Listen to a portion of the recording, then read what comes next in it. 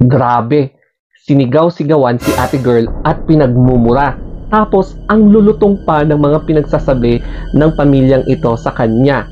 Ito talaga yung ayaw mong mangyari kapag nandun ka sa parking lot sa NAIA Terminal 3. Yun bang ang feeling mo parang tinapak-tapakan na pati yung kaluluwa mo? Ito kasi yung nangyari. Basing from sa video, makikita mo na may mga nakapark dyan na nakahilera. Tapos, yung kotse kasi ni ate girl na SUV, naka-block. Tamang-tama, yung may-ari ng kotse na isa doon is lalabas na sana kasi baka may sinundo, yung ganon. Hindi sila makaalis kasi naka-block yung sasakyan ni ate girl. So, talagang naghihimutok sila at nagsisigaw kung nasaan siya, magpakita siya. At nung nandun na siya, kahit na nagsosorry siya, grabe yung pagmumura na-receive ni ate girl hanggang sa umalis siya. Tapos, damang-dama mo talaga yung panginginig niya habang kinukunan niya ng video yung mga umaaway sa kanya na isang pamilya. Tapos, may text dito at basahin natin. Tulungan niyo po akong mahanap ang mga taong ito. Buntis po ako at may kasama po akong menor de edad. Nag-iwan po ako ng note na may CP number ko po para matawagan po ako kapag lalabas na po sila. Sinira nila ang sasakyan namin at hinaras po kami ng anak ko. Sa profile ko po yung full video. Please share po. Ayan, tag, hashtag, Rafi Tulfo, please po. Ayan. Tapos meron pa. Tulungan ninyo po ako na mahanap ang taong ito. Nasa profile ko po yung full video ng ginawa nila sa akin at sa anak ko. Buntis po ako at menor de edad ang aking anak. Please po. So, yan yung mga mababasa nyo dyan. Basahin naman natin ang kanyang narrative. Medyo mahaba siya. So, eto na. Nangyari po ito kanina lang sa NAIA 3 parking lot. 4 months pregnant po ako. So, bali parang nasa second trimester. At dahil po, ihing-ihi na po ako at walang available na parking space. Nag-decide po ako na mag-park sa harap ng ibang sasakyan. Pero, nag-iwan po ako ng note na nakalagay na magsi-CR lang po ako at iniwan ko din po yung CP number. In case na may lalabas po na sasakyan, ay makontak nila ako. Nakareceive po ako ng tawag sa isang babae at nagmamadali po akong bumalik sa sasakyan kasama ang 11 years old kong anak. Pero palapit pa lang po kami ay pinagmumura na po nila ako. Galit na galit po sila dahil nakaharang yung sasakyan ko at pinagsisipa pa nila. Humihingi po ako ng pasensya sa kanila pero tuloy pa din po yung pagmumura nila sa akin. Sinabi ko din po na buntis po ako at need ko lang po talaga mag-CR. Pero pinagmumura pa rin nila ako at sinabihan ako na wala daw silang pakialam kung buntis ako. Pilit pa po nilang binubuksan yung pinto ng sasakyan ko at sinisira yung side mirror habang lumilipat na ako ng pwesto. Makikita nyo din po dyan na nag-dirty finger pa po sa akin yung isa nilang kasama, yung naka-green. So, sobrang takot ko po para sa safety ko at ng anak ko. Kaya, hindi ko po nakuha yung plate number ng sasakyan nila.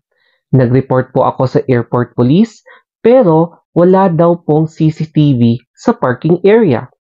Sana po ay matulungan niyo akong ma-identify ang mga taong ito at mapanagot po sila sa maling ginawa nila sa akin at sa anak ko.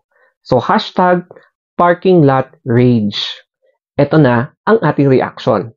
Basing sa video, magkakaroon tayo ng two sides of the story. Unahin naman natin yung side ni ate.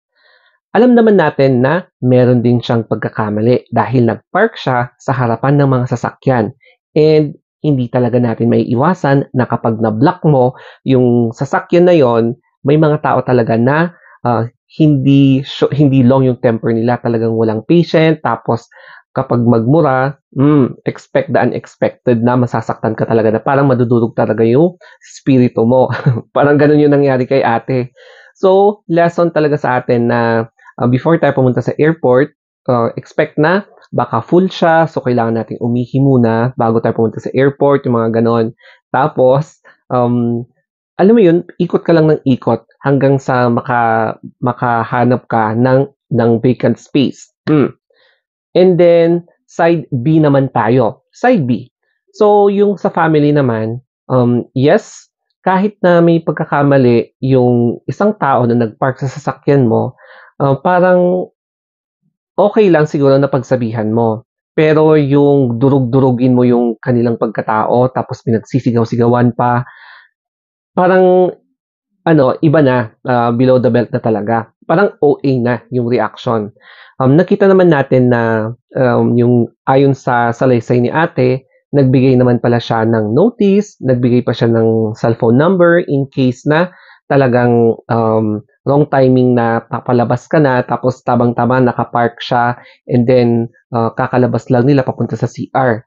Pero ang nangyari talaga is nagkaroon ng confrontation, so nagkaroon ng alarm possible alarm and scandal kasi naka-attract sila ng attention sa mga ibang nakapark. So nakita niyo naman siguro sa video na nakikiusyos, unti-unti nang naiipon yung mga usosera sa labas habang papaalis na si ate. And ngayon, I am not sure kung makakarating ito kay Raffy Tulfo kasi medyo grabe, no? Grabe yung nangyari na maaawat ka rin talaga kay ate girl. Ito naman, yung mga lessons na pwede nating ma-pick up sa video na ito. So, unang-una, kapag nagkaroon ng legal na complaints or formal complaints, siguro kay ate, yung magiging basis niya is yung alleged na harassment, alleged na public alarm and scandal, and alleged na damage to properties kasi mukhang baka may ginawa sa sasakyan niya. Pero magkakaroon talaga ng defense yung the other party which is yung nagmumurang family wherein pwede nilang sabihin na magkakaroon din ng risk of safety, mga ganon, allegedly, kasi 'di ba may blockage na nangyari sa pinagparkingan nila tapos hindi sila makakaalis in any case na magkakaroon ng emergency kasi nga merong nakapark. So, I'm not sure kung makakantong ito sa demandahan, pero one thing siguro ang posibleng mangyayari na baka makarating talaga ito kay Raffy Tulfo, 'di ba? And lastly, um, ito yung pinaka-lesson sa atin na siguro alamin natin yung consequences lahat ng actions na gagawin natin. Although kay ate naman siguro kasi siyempre naiihi siya, um, parang ang sabi nga nila is ignorance of the law excuses no one na yung pag-park niya kasi doon sa sasakyan is pwedeng basis talaga yon na kahit na sabihin niyang buntis siya, which is naiintindihan naman natin, pero dapat alam din niya na may consequence din yung pag-park sa harap ng sasakyan kahit na nilagay niya yung number or notice, ayun. Pero yun nga lang, medyo matindi kasi yung ginawa sa kanya na pinagmumura talaga siya na grabe, sukdulan 'no, at wala silang pakialam kahit na nagdadalang tao sila, na kahit na nagdadalang tao si ate.